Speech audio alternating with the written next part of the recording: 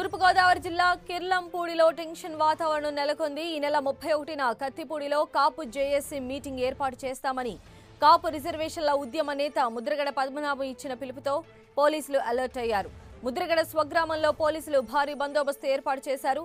మరోవైపు కిర్లంపూడి పిఎస్కు పోలీసు ఉన్నతాధికారులు చేరుకున్నారు. గత అనుభవాలను దృష్టిలో ఉంచుకొని ఎలాంటి అవాంఛనీయ ఘటనలు జరగకుండా చర్యలు తీసుకుంటున్నారు. కాపు జేఏసీ సభకు అనుమతి లేదంటున్న పోలీసులు శాంతి భద్రతలకు విఘాతం కలిగిస్తే కఠిన చర్యలు తీసుకుంటామని హెచ్చరించారు.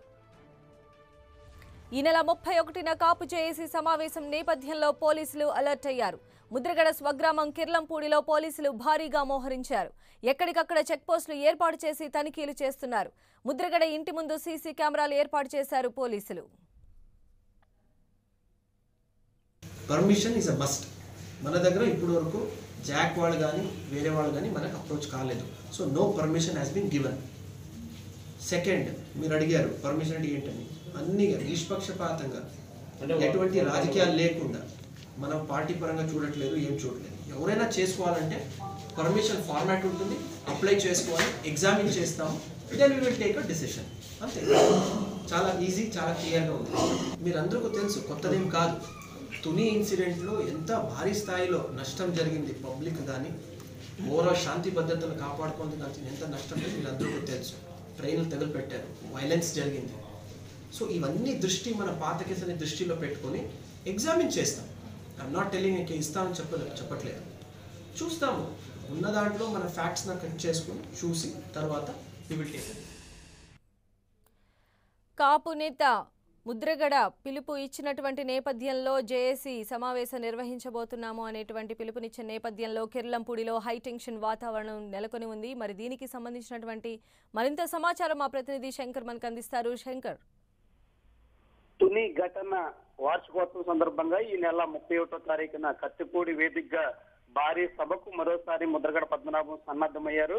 గతంలో జనవరి 31వ తారీఖునే తునిలో నిర్వహించినటువంటి సభ పెద్ద విధ్వంసానికి దారితీసింది. అప్పట్లో రత్నాచల్ ఎక్స్ప్రెస్ ని పూర్తిగా తగులుపెట్టడం తీవ్ర కలకలానికి దారితీసింది.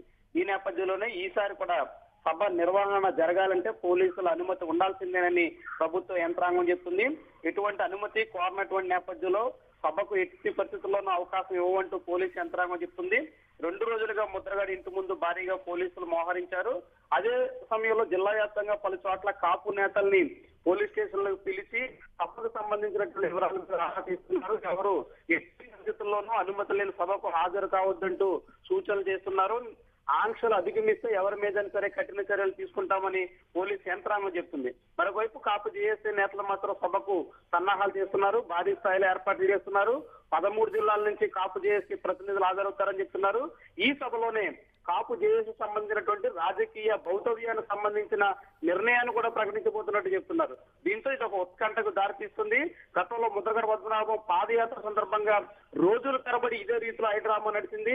అప్పట్లో ముద్రగడ పద్మనాభం పాదయాత్రకు సన్నద్ధం కావడం, పోలీసులు గేట్ ముందు అడ్డుకోవడంతో తీవ్రమైనటువంటి కలకలం రేగిన అనుభవం ఉంది. ఈ నేపథ్యంలో ఇప్పుడు కిర్లంపూడిలో ఎట్లాంటి పరిణామాలు దారితీస్తుందన్నది పెద్ద చర్చకు దారితీస్తుంది.